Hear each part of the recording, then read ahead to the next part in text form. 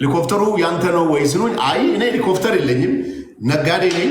ኢንሻአላህ ፈጣሪ ካገዘኝ በሚቀጥሉት 2 ዓመታት ውስጥ የመግዛት እቅዱ አለኝ ነው ያልኩት። ከዛ በኋላ ኢትዮጵያ ውስጥ ያለውን የሲቪል አቪዬሽን ሄሊኮፕተር ለመግዛት ሲቪል አቪዬሽን ሊፈቅድልኝ መንሱሬ አንዴ ላስቁም ከይቅርታ ጋር የመግዛት እቅድ አለኝ ሳይሆን ቃል በቃል የሚለው በሚቀጥለው ዓመት ሀገር ውስጥ ይገባል ነው የሚለው። ሄሊኮፕተሯ ሀገር ውስጥ ትገባለች ነው ብለህ የተናገርከው እዛ ኢንተርቪው ላይ። አይ በቃ በኤአይ ካልሰሩት በስተቀር ትገባለች የሚል በፍጹም አልተናገርኩም። እንደ ኤቪደንስ ካለ ምናልባት ከሌላ ቋንቋ እንደ ኤቪደንስ ላሳይህ እችላለሁ። እሺ እንደ ኤቪደንስ ላሳይህ እችላለሁ። ፕራይቬት ጄት በነገራችን ላይ ባለፈው ክቡር ፕራይም ሚኒስቴሩ ያው እንዳልኩ ብዙ ጊዜ እከተላቸዋለሁ እና ምርጫ ቅስቀሳ ወደ ጂማ ወደ ትውልድ መንደራቸው በሻሻ በሚሄዱበት ሰዓት የወዳጄን ፕራይቬት ጄት ተጠቅሜ ነው የሄድኩት እንጂ የኔ አይደለም። የኔ ግን 2016 ኦልሬዲ እየመጣ ነው። እዚህ ጋር ስማልኝ፣ 2016 ኦልሬዲ እየመጣ ነው። ፕላኔ ውስጥ ስላለ ነው። ይበቃል። ኤቪደንስ ስላለ ነው። 2016 ኤቪደንስ ነው መንሱሬ፣ ፕላኔ ውስጥ ስለነበረ ነው እንጂ ከመዋሸት አይደለም። ፕላን ግን ነበር ይመጣል ያልከው ፕላኑ ስለነበረ ብቻ ነው። አንደኛ ፕላኑ ነበረኝ፣ ሁለተኛ አቅሙም ነበረኝ፣ ሶስተኛ የተወኩበት ምክንያት የሲቪል አቪዬሽን ፍቃድ ለመውሰድ ትንሽ ፍቃዱን ማግኘቱ ፕሮሰሱ ረዥም ነው። ሪኳርመንቱ ትንሽ ይከብዳል። ብዙ ሰዎች የላቸውም ኢትዮጵያ ውስጥ አይተህ ከሆነ ያንን አቪዬሽን። በነገራችን ላይ ሄሊኮፕተር እኔ ከምነዳው መኪና ዋጋው አይበላለጥም። ብዙ ሰዎች የሚሸወዱት እሱን ነው። በ100,000 እና በ200,000 ዶላር ዛሬ ሄሊኮፕተር መግዛት ይቻላል። የ2020 የ2021 የ2020 የሀገሪቱ ህግስ ይፈቅዳል መንሱሬ? ኦፍኮርስ የሀገሪቱ ህግማ አቪዬሽን ፍቃድ ካወጣ አንድ ሄሊኮፕተር በስም የተመዘገበ ካለ ፍቃድ መውሰድ ትችላለህ። 10% 20% ከፍለ በብድር የማምጣት ፖሲቢሊቲ ሁሉ ነበረኝ። ግን አንዳንድ ምን ይፈጠራል መሰለ የምታወጣው ኮስትና ለአውሮፕላን አውሮፕላኑ ሄሊኮፕተሩ ሲቀመጥ የምትከፍለው ክፍያ ሬንቱ ብዙ ፕሮሲጀሮች ስላሉ ኢሚዲየትሊ ከቢዝነስ ጋር ማች ሊያደርግ ስለማይችል ተወኩት። ከዛ በተረፈ ግን ሰዎች ሄሊኮፕተር ሲባል ቴንክ ዩ ሶ ማች መንሱሬ። እንግዲህ ፍርድ ቤቱ ከእናት ጋር በተያያዘ ጥፋተኛ ናቸው ብሎ ብይን ሰጥቷል። በአንተ ባየው ልክ እናት ጥፋተኛ ሆነው አግኝታቸዋል ህጉን ለማክበር? ምክንያቱም የእሳቸው እውነታም አንተ ጋር እንትን ሊኖር ይገባል። እንግዲህ ምን አለ መሰለ፣ ያው የእናት ነገር ይከብዳል። እናት አይደለም ትልቅ ሰው ነች።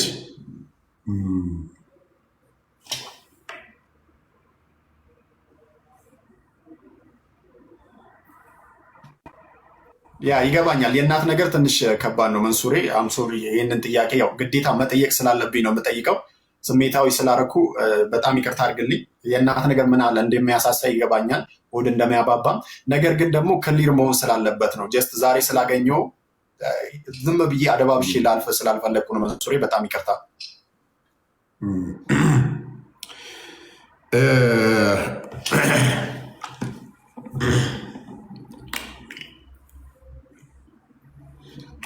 በጣም ይቅርታ። ኖርማሊ ምንድነው መሰለ፣ ያው እንደዚህ አይነት ነገሮች እድሜ የሚባል ነገር አለ። እውነቱን ለመናገር ያው እድሜ የሚባል ነገር አለ። አገር ቤት እያለው ሳይሆን ከአገር ቤት ትምህርት እምቢ ብሎኝ ወጥቼ ቴፒ የሚባል ከተማ ላይ ሹፌር ሆንኩኝ። አይሱዙ ሹፌር ሁኜ በቀን 20 ብር አበል እየተከፈለኝ 1,000 ምናምን ብር ደሞዝ ተቀጣሪ ሁኜ እዛው አገባው። አንድ ልጅ ወለድኩኝ። ከዛ በኋላ ያው ትዳሩም አልሆንም፣ ያማ ነገር ሆኖ እንደዛ ነው። ቴንክ ዩ ሶ ማች። እኔ ልጠይቀው የፈለግኩት እዚህ ጋር ስለ ልጅ ነው። ከልጅ ጋር ምን አይነት ሁኔታ ናችሁ? በእርግጠኛነት አሁን በጣም ትልቅ ልጅ ነው የሚሆነው፣ ወንድ ልጅ ከሆነ ምናልባት ፍቅር ትሰጠው ነበር እንደ የአባትነት ፍቅር በገንዘብ ስትረዳው ነበር ወይ? ምክንያቱም አሁን የምትናገረው ነገር ልጅም ያው ወጥቶ ኮምፕሌን ማድረጉ ስለማይቀር ያንን ኮንሲደር እያደረግ መልስ። ሆነስትሊ ስፒኪንግ ያው እንደዚህ አይነት ነገሮች ፐርሰናል ናቸው። ቢሆንም ግን ሰውን ባዳውን የሚረዳ ሰው ሰውን ወይ ልጁን አይረዳም ማለት ዘበት ስለሆነ ልጄን አግዛታለሁ፣ አገኛታለሁ፣ የአባትነት ፍቅርም ሰጣታለሁ። ምንም ጥያቄ የለው። ኦኬ፣ የፐርሰናል ነገሮችን ዲፕ እንዳይጠየቅ ከፈለግክም መብት ነው። በነገራችን ላይ አትጠይቀኝ ማለት ትችላለህ። መስሎኝ እንዴት እንደምመልስ እኔ ስለማውቅ ጠይቀኝ፣ ችግር የለውም። ምንም ችግር የለውም። ስለዚህ ከልጅ ጋር አሁን ያላችሁ ግንኙነትም መልካም የሚባል ነው ማለት ይቻላል? ዴፊኒትሊ። ኦኬ፣ ከገጠር እንግዲህ ያሳለፍከውን ነገር እየነገርከን ነበረ እና አሁን አዲስ አበባ ላይ ኦልሞስት መንሱር ንጉስ ነው ማለት ይቻላል። ሀመር መኪናውን እየነዳ አዲስ አበባ ላይ ይሸራሸራል። ይህንን ሂደት እስቲ ለአንድ ህልመኛ ለሆነ ወጣት ይህንን ያሳለፍከውን ሂደት በአጭር ቃላት እስቲ ይህንን ሂደት እንትን እያልክ ምከረው ያን ወጣት ብለን በምን ትመክረዋለህ? ተስፋ አለመቁረጥ ነው ናቲ። ተስፋ አለመቁረጥና ትዕግስተኛ መሆን። የሰው ልጅ ትዕግስተኛ ከሆነ በሚሰራው ስራ ላይ ነገ ለውጥ እንደሚያመጣ ተስፋ አድርጎ መስራት ከቻለ የማይለወጥ ነገር የለም። የሰው ልጅ ለስራ ራሱን ሲያዘጋጅ መጀመሪያ ማድረግ ያለበት እናት አባቱን ነው። ቤት ውስጥ ከእናቱ ጋር ችግር ያለበት ከሆነ ከአባቱ ጋር ችግር፣ የበለጠ ደግሞ ሰዎች ለአባት ብዙ ጊዜ ቦታ አይሰጡም። ምድራዊ ህይወት የሚቀናው በአባት ምርቃት ነው። ብዙ ነገር ተአምር ስላየው ነኝ። ስለዚህ አባቱን የሚያከብር እናቱን የሚያከብር ከእናት አባቱ ዱዓ የሚያገኝ ሰው ኮሚትመንት ያለው ሰው እና ትዕግስተኛ ሆኖ ነገ ደግሞ እንደሚሻሻል ነገ እንደሚቀየር። እኔ እኮ የዛሬ 20 ዓመት አገር ቤት ሁኜ በፈረስ ነበር ቡና ምጭ ነው። ከዛ ደግሞ አይሱዙ ሹፌር ሁኜ ነው የመጣሁት። ከዛ ደግሞ አይሱዙ ሹፌር ሁኜ በምሰራበት ሰዓት ማሻ አካባቢ ገቲባ የሚባል ዳገት ላይ ጭነት በምንሄድበት ሰዓት ሌሊት ነው የምንነዳው። 3 ቀን 2 ቀን እንቅልፍ አንተኛም። ዳገቱን መኪናው መውጣት ካልቻለ ራሴ ነኝ ተሸክሜ በ50 ኪሎ ተደርጎ ነው የሚሰራው እና ያን ተሸክሜ ዳገቱን አውጥቼ ነው እንደገና መኪና ላይ ደግሞ ከኔ ረዳት ጋር ግን የምንሰራው። እንደዚህ አይነት ቻሌንጅን አልፌ ነው ዛሬ የመጣሁት። ነገር ግን ይሄ ትውልድ ኢዚ መኒ ነው የሚፈልገው። ኢዚ መኒ ላይ ትኩረት ማድረግ በጣም ከባድ ነው። እኔ ለትውልዱ ማሳለፈው መልዕክት ምንድን ነው? ዝቅ እንበል፣ ወረድ እንበል። ወረድ ሴቷም ወረድ ብላ የጀበና ቡና መሸጥ የምትችል ሴት ከሆነች፣ ትናንሽ ቢዝነሶችን ክሬት አድርጋ መስራት የምችል ከሆነች ለመለወጥ ምንም ነገር የሚያግዳት ነገር የለም። እኔ እኮ በሲኒ በ50 ሳንቲም በ25 ሳንቲም ቡና ጨረጭር ነበር ፀሐይ ያቃጠለኝ።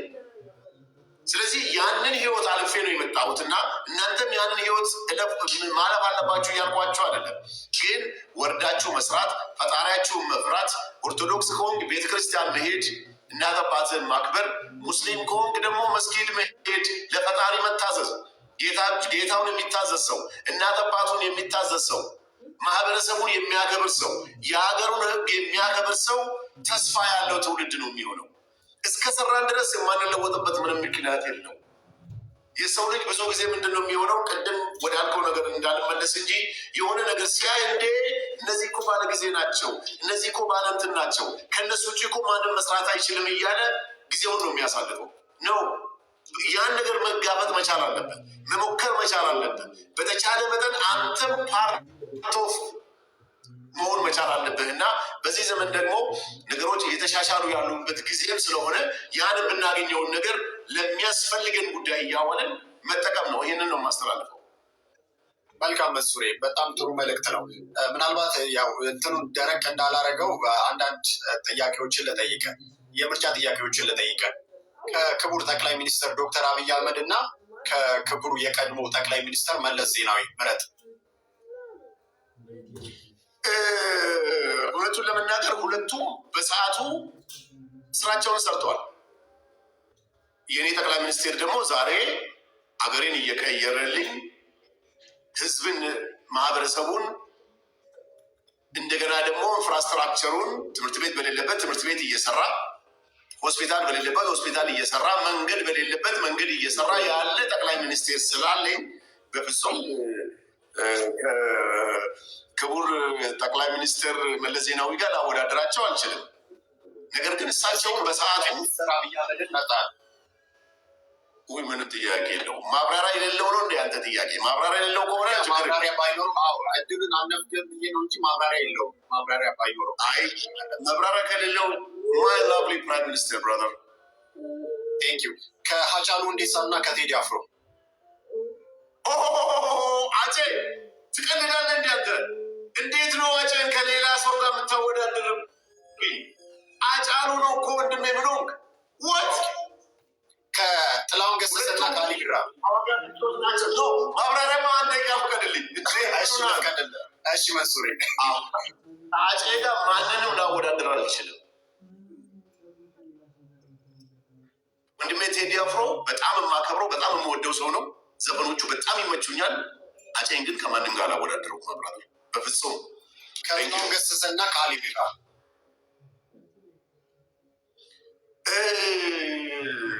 ይለፈኝ፣ ሁለቱም ይለፈኝ።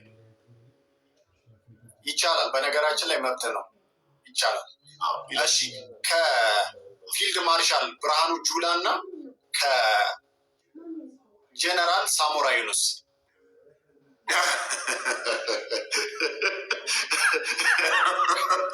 የፖለቲካ ጥያቄ ባታደርግብኝ። ለምን መሰለህ? ፖለቲካ አይደለም በነገራችን ላይ ጀስት ምርጫ ነው መንሱሬ። ፊልድ ማርሻል ብርሃኑ ጁላ የፊልድ ማርሻልነትን ያገኘ ጀግና ወታደር፣ ለሀገሩ ታማኝ፣ ሀገሩን የሚወድ ይሄንን ትውልድ ይሄንን ሀገር እንደ ቤቱ እየጠበቀ ያለ ጀግናይ ስለሆነ ፊልድ ማርሻል ብርሃኑ ጁላማ ሂዝ ማይ ሂሮ ብራዘር። አንድ የመጨረሻ ልድገምልህና ወደ ሌላ ጥያቄያችን እንመለሳለን። ከጎሳዬ ተስፋዬ እና ከአንዱዓለም ጎሳ ይለፈኝ። ይቻላል መንሱሬ። እሺ ቀጣዩ ጥያቄ አቶ ዳንኤል ዮሐንስና አቶ ግርማይ ገብረ ሚካኤል የሚባሉ ግለሰቦችን ታውቃቸዋለህ? የፊንቴክ ባለቤት ናቸው። መልካም። የፊንቴክ ኢንቨስትመንት ግሩፕ ባለቤት እነሱ ናቸው? እሰማለሁ እነሱ እንደሆኑ። የተረጋገጠ ወረቀት የለኝም፣ ያየሁት ነገር የለም፣ ግን እሰማለሁ። እሱ ሳታረጋግጥ ነው ከእነሱ ጋር ለመስራት ወስነ ከእነሱ ጋር የሰራ? ባለቤቱ ማን ነው የሚል ጥያቄ አይደለም። የኔ ንግድ ፈቃድ አለው ወይ ማናጀር እኔ ነኝ ብሎ ማናጀር የሚያናግረኝ ሰው ካለ በሰዓቱ ከማናጀሩ ጋር ተነጋግሬ ልሰራ ይችላል። ትልቁ ነገር ምንድነው? ፈቃድ መኖሩ ህጋዊ መሆናቸውን እንጂ ፒኤልሲው እከለ ስንት ሼር አለው እከለ ስንት ፐርሰንት አለው ባለቤቱ ምናምን የሚል ነገር ውስጥ የሚያስገባኝ ነገር የለም። የማየው ፈቃድ ላይሰንስ። ለምሳሌ የኔ ማኔጀር መጥቶ ቢያናግር ለሆነ ስራ ለምሳሌ የኔ ማኔጀር መጥቶ ለሆነ ስራ ቢያናግረ ስለ እኔ ማንነት ባግራውንድ ሳታጠና ዝም ብለህ ማኔጀር ባስፈረመ ነገር ብቻ ትሰራለህ? ትናንት ማንነት ትናንትና ሌባ የነበሩ ሰዎች ትናንትና ሌባ የነበሩ ሰዎች ዛሬ ጨዋ ሆነው ስራ እየሰሩ ነው። ትናንትና ጠጪ የነበሩ ሰዎች ጨዋ ሆነው መጠጡን ትተው ዛሬ ስራ እየሰሩ ስለሆነ ስለአንተ ማንነት እኔን አይመለከተኝም። ዛሬ ላይ ግን ለህዝቤ የተሻለ ስራ ካመጣህልኝ ህጋዊ ፍቃድ ካለ በህገ መንግስቱ መሰረት ከሆነ እየሄድክ ያለኸው ተቀብዬ ፍቃዱን ኮፒ አድርጌ ቲን ነምበርህን ኮፒ አድርጌ መተዳደሪያ መስረቻ ደንብ አይመለከተኝም። እኔ ህጋዊ ፍቃድ መኖሩ ብቻ ነው የሚመለከተኝ። ለምን?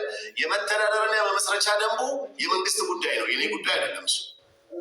ስለዚህ የኔ ጥያቄ ሰዎቹን ታውቃቸዋለህ ወይስ አታውቃቸውም? አውቃቸዋለሁ አልኩህ። ኦኬ ኦኬ ከእነሱ ጋር ለመስራት ስትወስን አዳማ ላይ ብራንች ከፍተሃል እና አዳማ ላይ ያለው ብራንች የኔ ነው ብለሃል። በዛም ደግሞ ፕሮሞሽን እየተሰራ ለናውን ፎንቲ 500,000 ብር ተሰጥቶታል።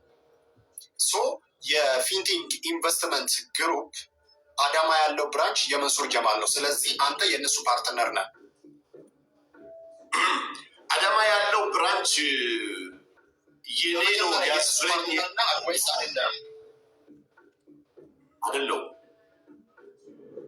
እንዴት ነው ታዲያ አዳማ ላይ ብራንች ያደረገው? የኔ ነው ልመልስልህ ነው። አዳማ ላይ የኔ ብራንች ነው ብዬ መናገር የደፈርኩት ኤጀንት ሁኜ ነው። ከአምባሳደርነት ከፍ ያለ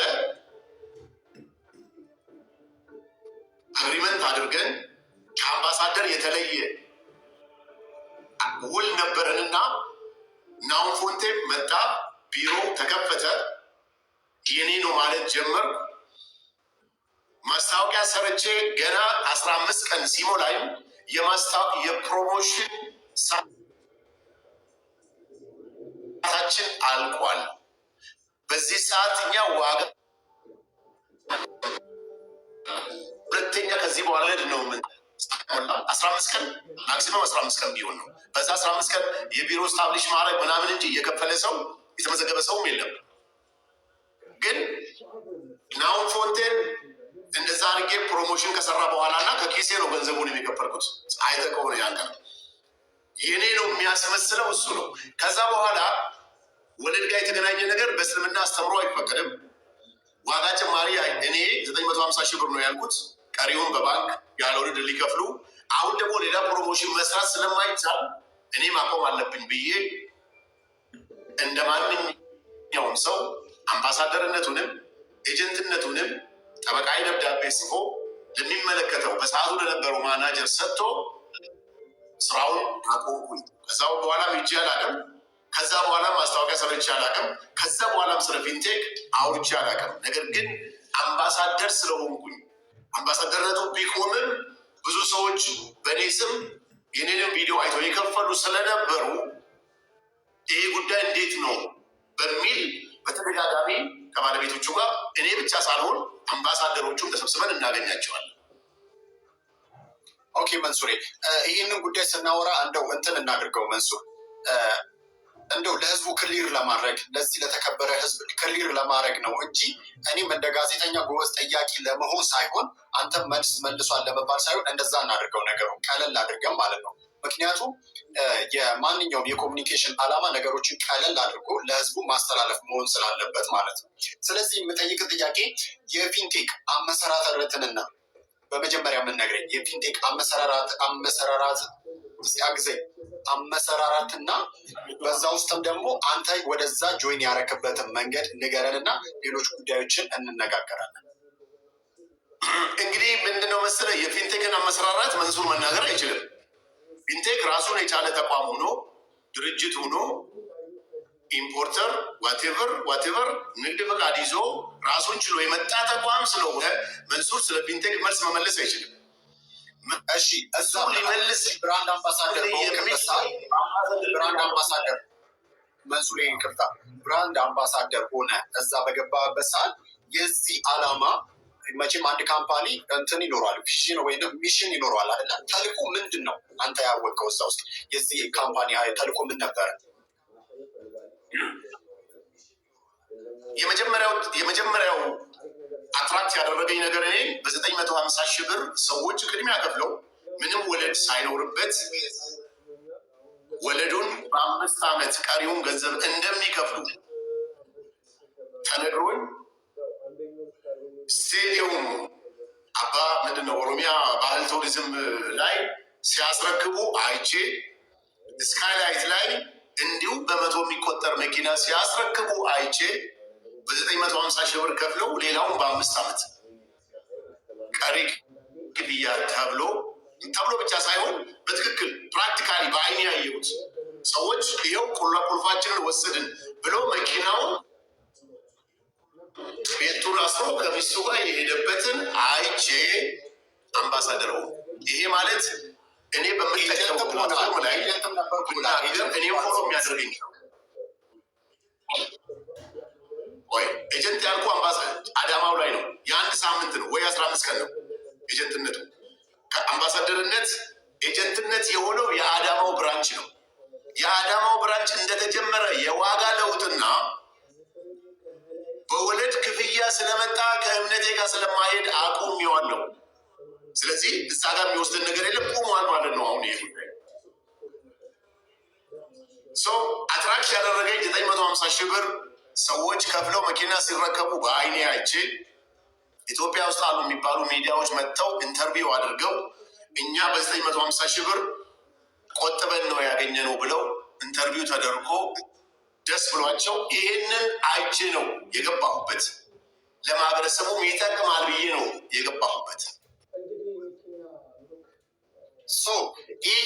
ይህ ካምፓኒ ታዲያ መጨረሻ ላይ የገጠመው ችግር ምንድን ነው? እሱ ህዝቡን በዚህ ልክ ገንዘባችንን ተበላን ብሎ የሚያማረርበት ጉዳይ ምንድን ነው? በክብር ለዚህ ህዝብ ብታስረዳለን። እውነቱን ለመናገር ይህን መናገር እኔ አልችልም። ይህን መናገር የሚችለው አሁንም ድርጅቱ ነው። ኤጀንት ነህ። ምክንያቱም ኤጀንት ሆነ እዛ ሄደ ሌላ ምክንያቱም ሲቀጥል ደግሞ በአንተ ምክንያትም ማስታወቂያ ሰርተ ብዙ ሰዎች አንተን አምነው ይህን ነገር ተመዝግበው ገንዘባችንን ተበልተናል ብለው ማአንት ኢንቦክስ ያደረገውልኝ ሰዎችም አሉ። ይህንን ጉዳይ ደግሞ እነኚህ ሰዎች አትሊስት ለማረጋጋት ስትል የሆነ ነገር ልትላቸው ይገባል። እነኚህ ሰዎች ልባቸው ሊያርፍ ይገባል። ምክንያቱም የቤተሰብ አባል ናቸው። ብዙ ነገር አለ በውስጥ ብዙ ነገር ማለት ይቻላል። በነገራችን ላይ ሳውራ ወልደት አለኝ ሆልድ ካረከኝ ሀሳቡ እንትን ስለሚሆን ምንድን ነው በደንብ ደግሞ ስማኝ። 15 ቀን ኤጀንት ሆንኩና የዋጋ ጭማሪ ሲፈጠር የወለድ ጉዳይ የባንክ ጉዳይ ሲመጣ ኮሜንቱ ማን ይዘግብ? ኮሜንቱን ለምንድን ነው የምትዘጉ? ወዳደሮች ኮሜንት አትዝጉ ፕሊዝ። ኦማይ ጋድ እንዴት ነው የሚከፈተው? እና ኤጀንትነቱ ያኔ ቆመ ኦልሬዲ። ከዛ በኋላ እኮ እኔ ማቆም ማስታወቂያ መስራት ትቻለው። ኤጀንት ነኝ ማለትም አቁም ያለው ችግሩ። ከዛ በኋላ ግን በጣም ይቅርታ ችግሩ ገብቶ ነው ያን ያቆምከው? የትኛው ችግር የተፈጠረ? አሁን ህዝቡ የሚያማረርበት ችግር ይህ ነገር ይፈጠራል ብዬ ማሰበው አልችልም። እንዴት ነው ማሰበው? በሰዓቱ እኔ ያቆምኩት አልሰማኝም ማለት ነው ናቲ። ያቆምኩት 950 ሺህ ብር ብቻ ሳይሆን ዋጋ እንደሚጨምሩ እኔ 950 ሺህ ብር ነው የተናገርኩት። ወለድ ያለው ቀሪውን ገንዘብ በፊት ወለድ አልነበረውም። እንደገና አሁን ደግሞ ከባንክ ጋር ኮኔክት እናደርጋለን ሲሉ የፕሮሞሽን ታይማችን አልቋል አሉኝ። ስለዚህ እኔ ወለድ ያለበት ስራ ላይ ኢንቮልቭ ስለማላደርግ ማቆም አለብኝ ብዬ ተነጋግረን ተስማምተን ደብዳቤ አስገብቼ ነው የወጣሁት። ከረንትሊ ደግሞ በቅርብ ቀን እኔ በወጣ ስቲል እከታተላለሁ። ለምን ፕሮሞሽን ሰርተናል። የኔ ቪዲዮ ዛሬም እየሄደ ነው ያለው። ምንም ጥያቄ የለውም። በነገራችን ላይ ከኢቲቪ ጀምሮ ከሪፖርተር ጀምሮ 16-17 ኤፍኤሞች ዛሬም ትናንትም ማስታወቂያውን ሰርተውታል። እኔ የሰራሁትም ማለት ነው። የተለየ ነገር አልሰራሁም እኮ እኔ ዘሴም ስቶሪ። ያው እንደዚህ አይነት ነገሮች የምጠየቀው እዚሁ ሚዲያ ላይ ስለሆንኩኝ በቅርበት ሰው የሚያገኘኝ እኔን ስለሆነ ነው። ግን ትልቁ ነገር ምንድን ነው? እኔ በቅርብ ቀን ከ15 ቀን እንኳ በፊት አምባሳደሮቹን ሰብስበን ባለቤቶቹን አነጋግረናቸዋል። ምንድን ነው ይሄ ነገር እየተፈጠረ ያለው ጉዳይ ምንድን ነው? አሁን ገና ላይ መኪኖች እንደሚሰጡ የተወሰነ ሪፈንድ የፈለጉ የጠየቁ ሰዎች አሉ። ከ100 ሰው በላይ ተመልሷል። በነገራችን ላይ 1300 1200 ሊሆን ይችላል። 1200 ሲል በሚዲያ ሲናገር ሰምቻለሁ።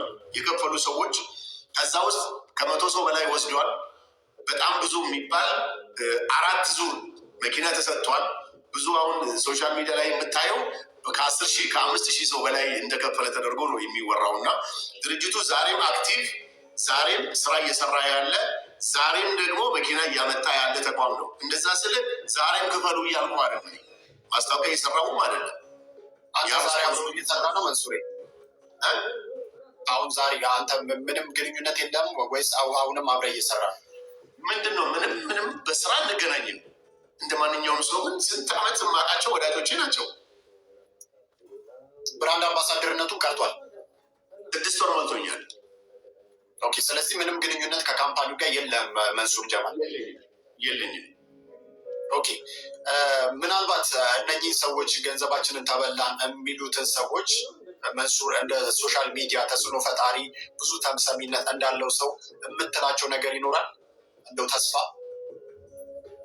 እኔ ብቻ ተስፋ የሚባል ነገር ሳይሆን እኔ ብቻ ሳልሆን ብራንድ አምባሳደሮችም ኤቭሪ ታይም ኮንሰርንድ ሆነን እየተከታተልን ያለ ነው። መኪኖቹ መስጠት እንዳለባቸው፣ ግብር ደግሞ መልሶ የሚል ሰው የጠየቀ ሰው ካለ በአስቸኳይ ገንዘባቸው እንዲመለስ ሁሌም እየሰራን ነው። ግሩፕ አለን እኛ የዋትስአፕ ግሩፕ አለን ከአምባሳደሮቹ ጋር ባለቤቶቹም ያሉበት እዛ ላይ በየጊዜው እናወራለን። መልካም መንሱሬ፣ ይህንን በዚህ ጨርሰናል። ኦልሞስት አጠናቀነዋል። ሌላ ብዙ ሰው ጠይቅልን መንሱርን ያለኝ ጥያቄ ምንድን ነው? ብዙ ጊዜ መንሱሬ ስለ ጠቅላይ ሚኒስትሩ ትናገራለህ፣ አብቹዬ እንደምትወዳቸው ትገልጻለህ እና እሳቸውንም የሚደግፍ ሀሳብ ብዙ ነገር ትናገራለህ እና እውነት መንሱር ጀማል እሳቸውን ስለሚወዳቸው ነው ወይስ ጥቅም ስለሚያገኘ ነው የሚሉ ሰዎች አሉ። ምን ትላለህ? እውነቱን ለመናገር ከዚህ መንግስት አገኘው ብዬ የምናገረው ነገር ምንድን ነው? መብት እንዲከበር ማለት የመናገር መብት እንዲኖረኝ፣ ለሰላም ስራዬን ሰርቼ እንድገባ፣ ሰው ከመሬት ተነስቶ ያው እንደ ማንኛውም ሰው ነጋዴ በኮንፊደንስ ስራዬን እንድሰራ። ከዛ በተረፈ መንሱር ነጋዴ ነው፣ ንግድ ይነግዳል። አይደለም የተለየ ስለ ፕራይም ሚኒስቴሩ በመናገሬ አንድ ነገር ልንገር፣ በመናገሬ ስለሳቸው መልካም ነገርና ስለሳቸው ትላልቅ ህልም እኔ ህልም አገሬን እንደሚቀይሩ ዛሬ አይደለም የተረዳሁት። ከ4-5 ዓመት በፊት ተረድቼ ነው ስለሳቸው መናገር የጀመርኩት። ዛሬ ብዙ ሰዎችን ፈጥረናል ስለሳቸው እንዲያወሩ። ስለሳቸው ብቻ ደግሞ አይደለም እኔ የማወራው፣ ፐርሰናል ነገራቸውንም አይደለም፣ የሚሰሩትን ስራ ነው። እቺን ሀገር ወዴት ከፍታ እንደሚያወጧት። ከዚህ በኋላ አንድ ነገር ልንገርህ ናቲ፣ ኢትዮጵያን የእኔ ፕራይም ሚኒስተር ኢትዮጵያን ትልቅ ተራራ ላይ ያለ ወንዝ በለው፣ ከትልቅ ተራራ ወደ ቁልቁለት የሚወርድ ወንዝ ማንም ሰው ሊያግደው አይችልም። የኔ ፕራይም ሚኒስተር ያንተ የኢትዮጵያ ፕራይም ሚኒስተር ኢትዮጵያን ከፍታ ወደዛ ሌቨል አሳድጓታል። ፕራይም ሚኒስቴሩ ኢትዮጵያዊ ስለሆነና ኢትዮጵያ ውስጥ ስለሆነ እንጂ የአውሮፓ ቢሆን የሌላ ዓለም ቢሆን ዛሬ በየሰከንዱ በየደቂቃው ስለ አብይ ብቻ ነበር የሚወራው። ነገር ግን ኢትዮጵያ ውስጥ ስለሆነ ብቻ ነው።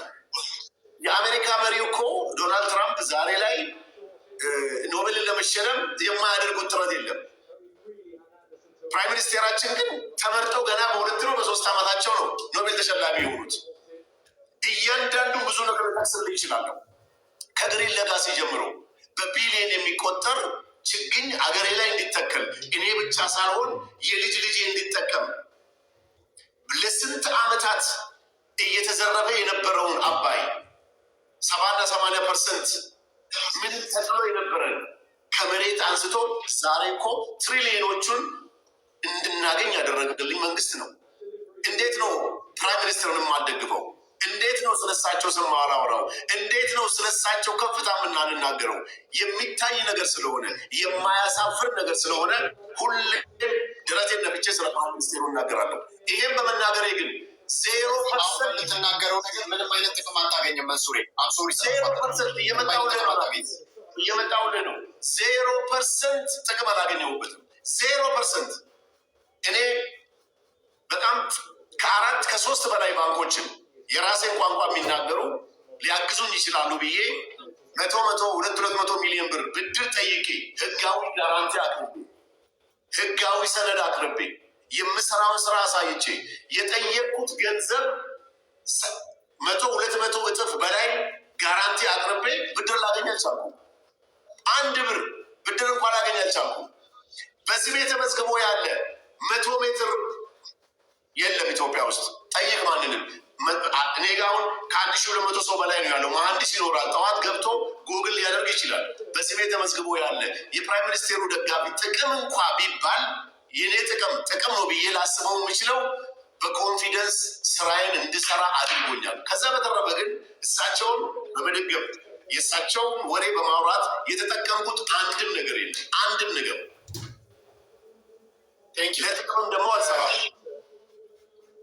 መልካም መንሱሬ፣ ሌላኛው ጥያቄ ምንድነው? ከዚሁ ጋር ተያይዞ ሀገራችን ላይ እንግዲህ ያለው የሰላም ሁኔታ ይታወቃል እና የሚሰሙት ከዚህም ከዛም የሚሰሙት ነገሮች ትንሽ ደስ አይሉ።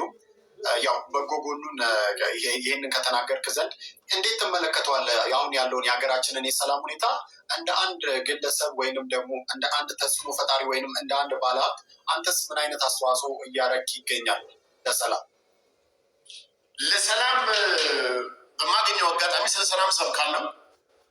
እኔ ኩላሊቴን የምጠብቀውን ያክል ለአይኔ የምጠነቀቀውን ያክል የሰው ልጅ ለሰላም መጠንቀቅ አለበት፣ ለሰላም መስራት አለበት፣ የሰላም አምባሳደር መሆን አለበት ብዬ ሁሌም ሰብካለሁ። በማገኘው አጋጣሚ በተለያዩ ሶሻል ሚዲያዎችም በምደረገው ኢንተርቪው በማገኘው ፐርሰናሊ ለሰላም መስራት አለብን የሚለውን ሁሌም አብርቼ እናገራለሁ። በእርግጠኝነት እስካሁን የነበሩት ከዚህ በኋላ እስካሁን የነበሩት በጣም ሊታሰቡ የማይችሉ አይምሯችንን የሚረብሹ ጉዳዮችን አልፈን መጥተናል። ዛሬ ደግሞ ከዚህ በኋላ የሚመጡ ነገሮች በእርግጠኝነት በሰላም በጥሩ መልኩ ይጠናቀቃሉ ብዬ አምናለሁ። የተሻለ ሰላም፣ የተሻለ ነገር አገሬ ላይ ይፈጠራል ብዬ አምናለሁ። ቅድም ያልከው የኔ መንግስት የኔ ፕራይም ሚኒስትር ያደርገዋል። እሱ እንግዲህ የአንተ ሀሳብ ነው፣ ይከበራል ሀሳብ። በዚህ እንትን እንለዋለን። ሌላኛው ወደ መጨረሻ ደርሰናል። መንሱሬ ስለ ትዳር ህይወት ነው። ብዙ ጊዜ ያንተ የትዳር ህይወት እንግዲህ ይህንን ሶሻል ሚዲያ በጣም ያነጋግረዋል፣ ብዙዎችም ይነጋገሩበታል። መንሱሬ የተለያዩ ቃለ መጠይቆች ላይ የማገባት ሴት ክብረ ንጽህናዋን የጠበቀች መሆን አለባት ትላለህ።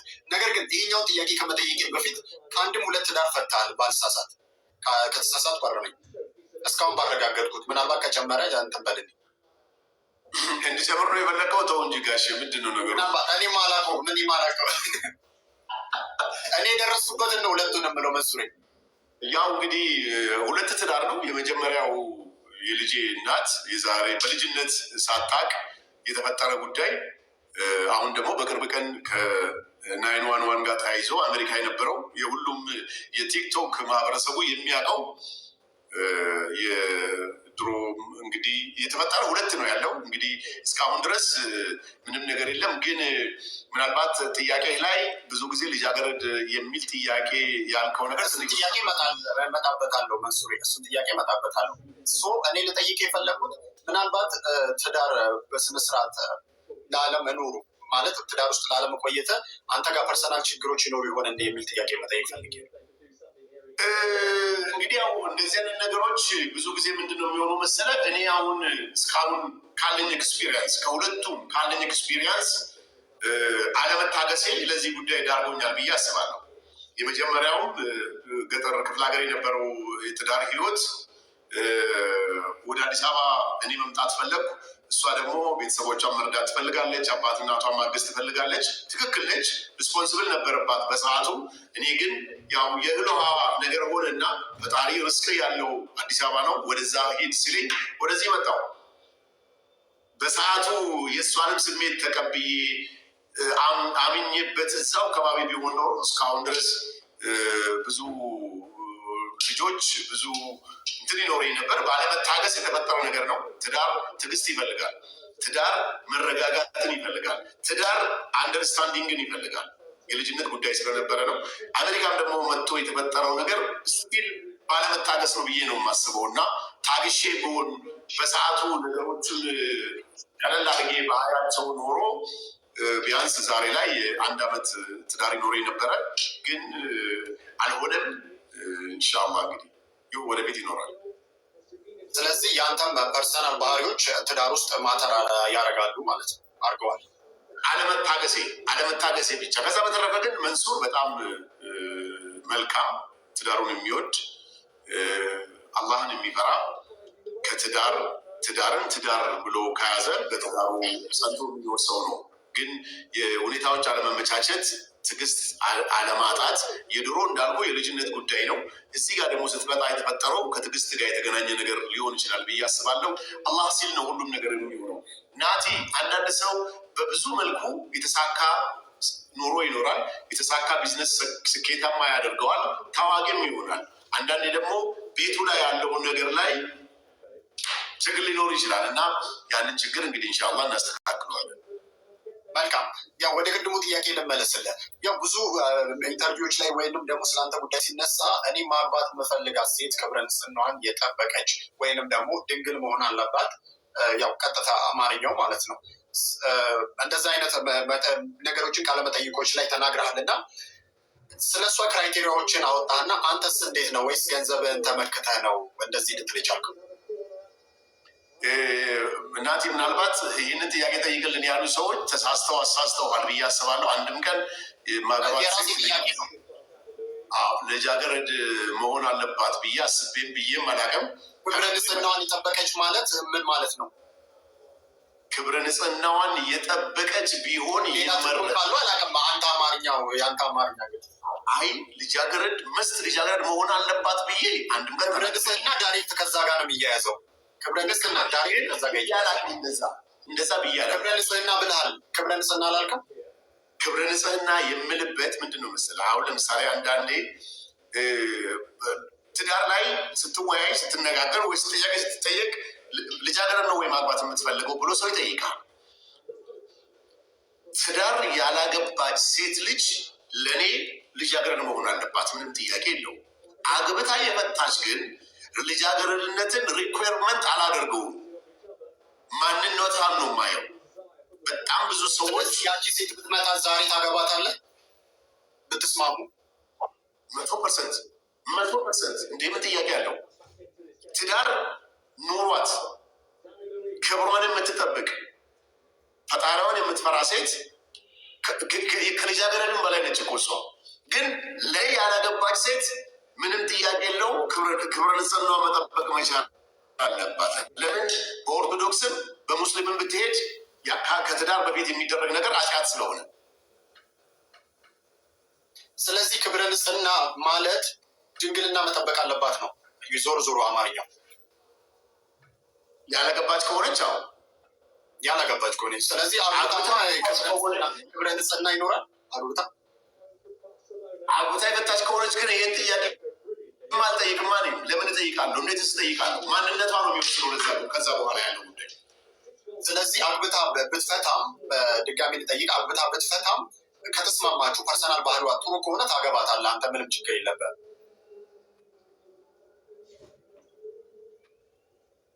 ችግር የለም። መንሱሬ ኔትወርክ ኮርስ ኔትወርክ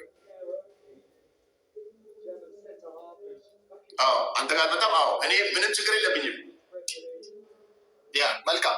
ስለዚህ መንሱር መቼ ያገባል? የብዙዎች ጥያቄ ነው ይሄ። ብዙ ሰዎች የጠየቁት ጥያቄ ነው። አንዳንዴ ምን አለ መሰለህ ናቲ፣ ያው በኢትዮጵያ እስላም ስትሆን እኔ አሁን አግብቻለሁ ብዬ የምናገረው 4 ሚስት ሳገባ ነው። ከአራተኛ በኋላ ነው አግብቻለሁ የምለው እንጂ 1 አግብቼ 2 አግብቼ 3 አግብቻለሁ ብዬ አልናገርም። አላህ የፈቀደልኝ 4 ስለሆነ 4 የማግባት መብቱ ስላለኝ ከፈጣሪ የተፈቀደልኝ 4 ሚስት ሲኖረኝ አግብቻለሁ ላሉ። እስከዛ ግን አይደለም ዘን ሲንግል ነኝ ማለት ነው። አሁን 4 ሰዓት ሲደርስ ግን 4 ሲደርስ አገባው ብዬ ፓብሊክሊ እመጣለሁ ማለት ነው። ስለዚህ ምናልባት አሁን እየተነጋገርንበት ባለንበት ሰዓት መንሱር ትዳር ሊኖረው ይችላል ማለት ነው። ያ ማለት እሱ ሌላ ጉዳይ ነው። ይቻላል፣ መብት ነው። መንሱሬ እናከብራለን ሀሳብ። መንሱሬ ወደ መጨረሻዎቹ ደርሻለሁ እና በስበት ህግ ታምናለህ? ሎ ኦፍ አትራክሽን አምናለሁ በጣም። ያ የስበት ህግ ማለት ሎ ኦፍ አትራክሽን፣ ይቅርታ እንግሊዝኛ ቃሉን ስላልተጠቀምኩ ሎ ኦፍ አትራክሽን ታምንበታለህ? በጣም አምንበታለሁ። እንትንም ብዬ ተግብሬው ራሴ ላይ አይቼዋለሁ። አብሬያቸው መማር 3 ጓደኛሞች አሉ። ከሰዓት ስንሆን ምሳ አንዱ ቤት እንበላለን፣ አንዱ ቤት እንደዚህ አብረን ያደግ ከ3ታችን 2ቱም አንደኛው ቡናና ሻይ እዛ ሀገር ቡናና ሻይ ሰራተኛ መሆን፣ አንደኛው መምህር መሆን ነው የሚፈልገው። መንሱር ግን ያኔ አዲስ አበባ እንደሚገባ ዓለም እንደሚዞር ኮብራ መኪና ይዞ ደግሞ እዛ ሀገር እንደሚመጣ ይናገር ነበር። ታዋቂ ይሆናሉ ብዬ አላውቅም። ታዋቂነትን በዛ ዘመን ስለ ታዋቂ የምታውቀው ነገር ስለሌለ በልጅነቴ ግን አዲስ አበባ እንደምመጣና ዓለም እንደምዞር ትልቅ ቤት እንደሚኖረኝ በኮብራ አዲስ አበባ በቾ የገጠር ከተማ ላይ በኮብራ እመጣለሁ ብዬ እናገር ነበር። ፈጣሪም ከዛ ሀገር ስወጣ ከ3 ዓመት በኋላ በኮብራ በጅቡቲ ታርጋ ኮብራ ተመልሼ ቤተሰቦቼን አይቼበታለሁ። ስለዚህ ሎ ኦፍ አትራክሽን እሆናለሁ ብለህ የምታስበው ነገር ፈጣሪ እንዲያሳካልህ እኔ ንያ ነው ብዬ ነው የማስበው። ንያችሁን ደግሞ አሳምሩ።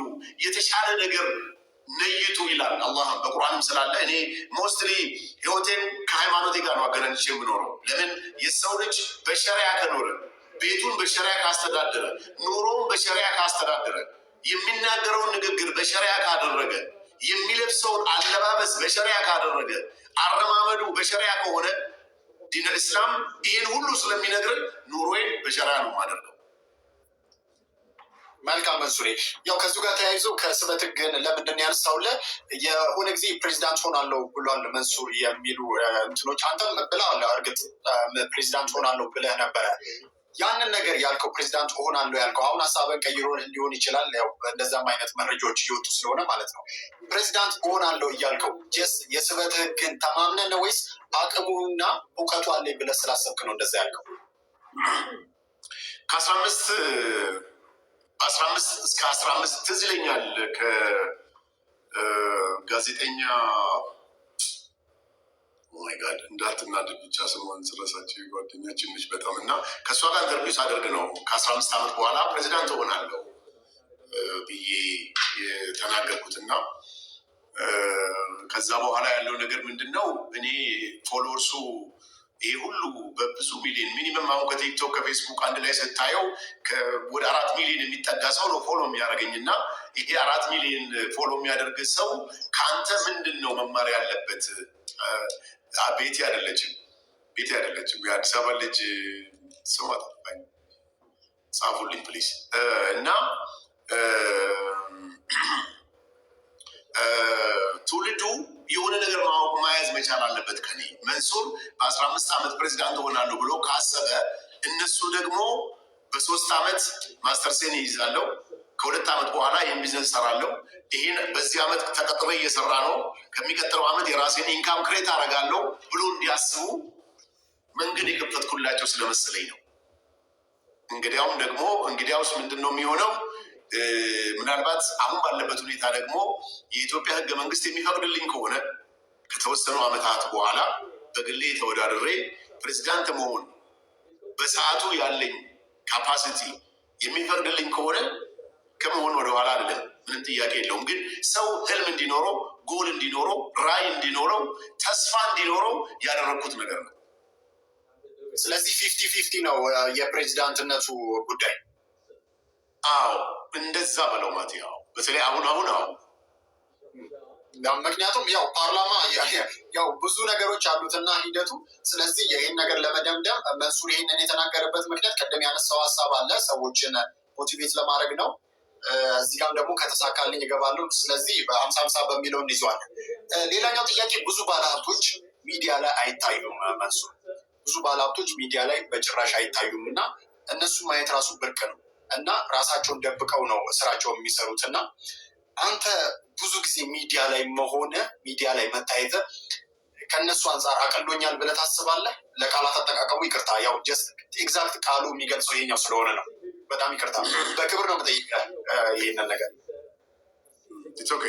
ምንድነው መሰለህ፣ እውነቱን ለመናገር ያው በጣም ብዙ ባለሀብቶች ሚዲያ ላይ የሉም።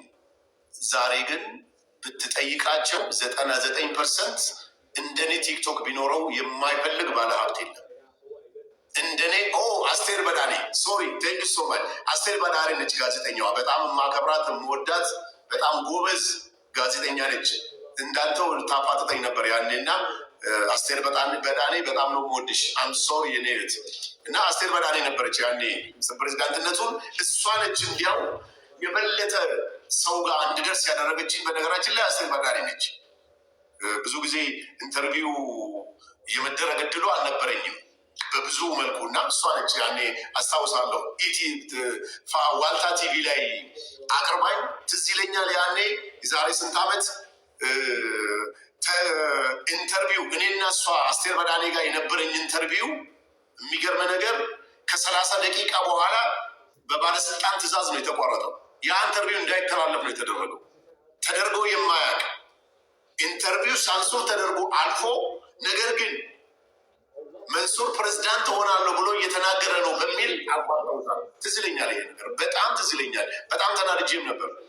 ብዙ ሰው ጓግቶ የሰማው የነበረው ኢንተርቪው እንዲቋረጥ ተደረገ። ተቋረጠ። ምክንያቱም ስጠይቅ ያው ፕሬዚዳንት የሚላት ወርድ እሷ ነገር አልተመቸኝ። በዚህ ሰዓት እንደዛ ብትል ማንም የሚጠይቅ የለም ወንድሜ። ሰርተ አገሩን ሰው እንዲወድህ አድርገ ከፍታን አሳይተ ከስንት ዓመት በፊት ነበረ ነው ያልከው ያን ቃለ መጠይቅ? አይ ቲንክ 5 ዓመት አይሆንም ብለህ ነው? 5 ዓመት ማለት እኮ የአሁኑ መንግስት አለ። አዎ የአሁኑ መንግስት አለ። ኦፍኮርስ አሁኑ መንግስት ማለት አሁን ማንም አይጠይቅም ስትል ነው። ምን አለ መሰለህ መንግስት ሆኖ ሲመጣና ከመጣ በኋላ አንድ አይደለም። ያኔ የነበረው ነገር ገና ወንበሩ ላይ በስርዓቱ ያልተቀመጠ ስለሆነ መብትም ስላልነበረው ምንም ነገር ሊያደርግ አይችልም። ዛሬ ላይ ግን ባለስልጣንነቱን አምኖ አገርን እየመራ ያለ መንግስት ስላለን እንደዚህ አይነት ጥሩ ህልም ያላቸው ሰዎች ንግግራቸው እንዳይተላለፍ አይደረግም። አስቴር በዳኔ ቴንክ ዩ ሶ ማች። ስለዚህ ወደ ፖይንታችን እንመለስና የጠየቁት ጥያቄ ምንድን ነው? ከባለ ሀብትነት ጋር የተያያዘ ጥያቄ ነው። ስለዚህ ሚዲያው ላይ ብዙ ጊዜ ማሳለፍ ምንድነው መሰለህ፣ ለምሳሌ ሰው አንተ አሁን የምትበላው ምግብ የምትወደውን ምግብ ነው የምትበላው አይደለም? ደስ ያለህ ምግብ ነው የምትበላው። አሁን ዛሬ መንሱርን ኢንተርቪው ላደርግ ነው ብለህ ስትመጣ በቃ ጥቁር ከረባት በቀይ በነጭ ሸሚዝ which is good ደስ የሚል ሱፍ ነው ማለት ነው። ይህ ሱፍ ሌላው ባለሀብት ሶሻል ሚዲያ ላይ መምጣትን እንደ በታችነት ሊቆጥረው ይችላል። I really don't care። ፓሽኔ ነው ለኔ። በቃ ደስ ይለኛል በዚህ በሚዲያ ላይ ድሮ ላይ መጀመሪያ ሰሞን ያኔ እና አስቴር በዳኔ ኢንተርቪው በሚያደርጉኝ ሰዓት ቴሌቪዥን ሲባል ደስታዬ ወደር አልነበረውም። ምክንያቱም እናቴ ሀገር ቤት ታያለች፣ ቤተሰቦች ያሉ ጓደኞቿ እየሄዱ ልጆች በቴሌቪዥን ታየ ይሏታል። ታሪክ ነበራ በዛ ዘመን።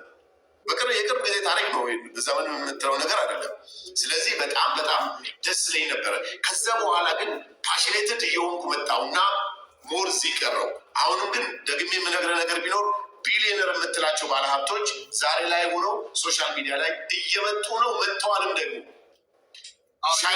አሉ። በነገራችን ላይ እየመጡ ያሉ አሉ። ፍላጎት የለም ማለት ሳይሆን ጀስት ያንተን ሀሳብ ነው የጠየቅኩ እና ያንን ነገር እንድትነግረኝ ነበረ። ከሚዲያው የመጥፋት እቅድ አለ መንሱሬ? ሚዲያ አይመስለኝም። ሚዲያ በጣም ነው የምወደው። አንድ ሰሞን በጣም አንዳንድ ነገሮችን ሳይ ትንሽ በቃ ማቆም አለብኝ ብዬ፣ በነገራችን ላይ በአራዳ ቋንቋ ፋራ ጨካኝ ነው የሚባለውን ታውቃለህ? ከወሰነ መወሰነ ነው። ፋራ ደፋር ነው ይባላል። እና ያው እኛ ከገጠር የመጣ ሰው ሞስትሊ ፋራ ስለምንባል ከአቆምኩም አቆማለሁ ብዬ ከወሰንኩም መወሰን እችላለሁ። ግን አሁን ከሶሻል ሚዲያ የማቆም አቅሙ የለኝም። በጣም ደስ ይለኛል። ኢንጆይ የማደርግበት ነው። ለብዙ ትውልድ ትላልቅ ነገሮችን እንደምሰራበት እና እየሰራሁበትም ስለሆነ ብዙ የተቸገረን ሰው እውነትም 1000 ብር ቸግሮት እውነትንም የራበውን ሰው ማጉረስ የቻልኩበት ስለሆነ ከሚዲያ ማውጣት አልፈለግም። ያው በአንዳንድ መጠይቆች ላይ ብዙ ጎድቶኛል ታዋቂ መሆኔ ስላልክ ነው ይህንን ጥያቄ ያነሳውለን። ከጉዳት አንግል ከጠየቀኝ እጅግ በጣም ጎድቶኛል። እጅግ በጣም በብዙ መልኩ ጎድቶኛል። ግን ዛሬ አንድ ቪዲዮ ፖስት አድርጌ ነበረ። ሁሉንም ነገር ከተናገርክ ነገሩ ጥሩ አይሆንም። ስለዚህ ይቅርብን። መልካም መንሱሬ፣ በእኔ በኩል ያሉትን ጥያቄዎች በእውነት ለመናገር አገባድጃለሁ። ኦልሞስት ጨርሻለሁ። በጣም ነው ማከብር መንሱሬ፣ እግዚአብሔር ይስጥልን። እኔ እናንተ እዚህ ጋር ያወራናቸው ነገሮች እኔም ጀስት አንተን አግኝቼ መስራት ያለብኝን ነገር መንሱር ስለሆነ ያው መተው የለብኝም እና ይህም ለእኔ እንደ ስራዬ ስለማየው ነው። ያው ጥያቄዎቹ በዛ ልክ ይታዩልኝ።